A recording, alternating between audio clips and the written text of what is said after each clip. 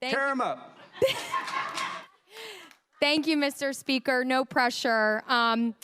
You know, members, there's been a lot of talk in this chamber this morning about passion and really what brought us all to this place. And for me, I think we all know my passion is property insurance.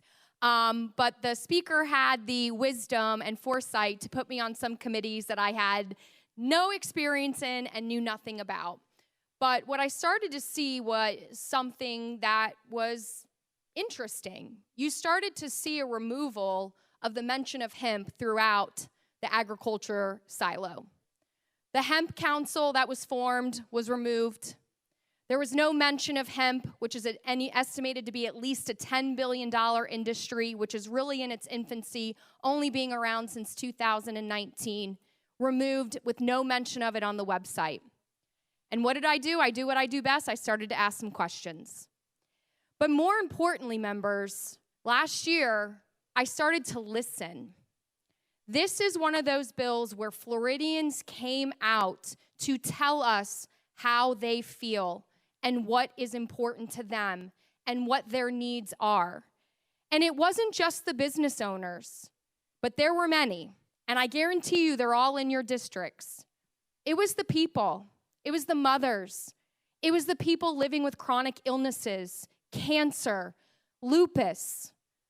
And the list goes on, talking about how these products changed their lives. The veterans changed their lives. They no longer had to use pharmaceutical drugs. They no longer had to go to doctors, and they were able to find holistic healing in a product, may I remind you, that is federally approved and is legal. So what are we actually doing? There's a lot of talk about child safety.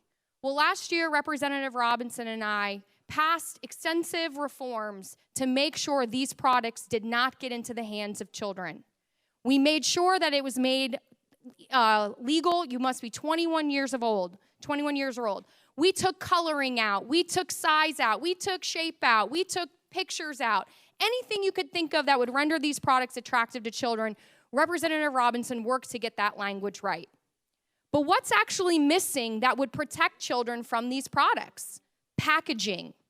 There was an amendment yesterday that would have ensured these products do not get into the hands of children through parents who leave it out and make it accessible, because that's where children get access to these products, not in the stores. But that amendment failed yesterday. So are we really here to keep things away from children? I submit to you that we're not. The reality is, members, as Representative Bartleman said, all we are doing today is picking a winner and a loser. And sadly, the losers are going to be the 10,000 business owners that have come to Florida for this product. This product will still be available. For those of you who think, I'm tough on crime, I'm tough on drugs, I don't want any drugs, let's be very clear. This drug will still be available, and it will still be sold in Florida. Because I specifically asked the question, are these regulations going to apply in the marijuana space? The answer was no. We didn't make sure that this legislation fell under that statute. And you have to ask yourself why. If this product is so bad, we want to ban it, then ban it. But that's not what we're doing today. We're choosing which doors you buy it from. And what I submit to you is we actually are creating state-sanctioned drug dealing.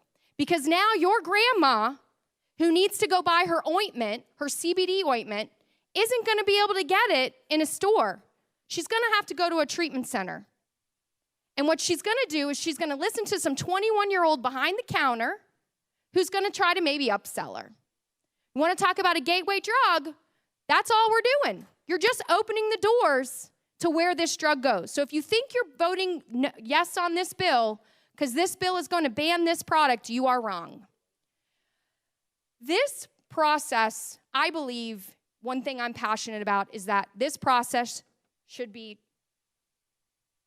contain truth, and it should be transparent.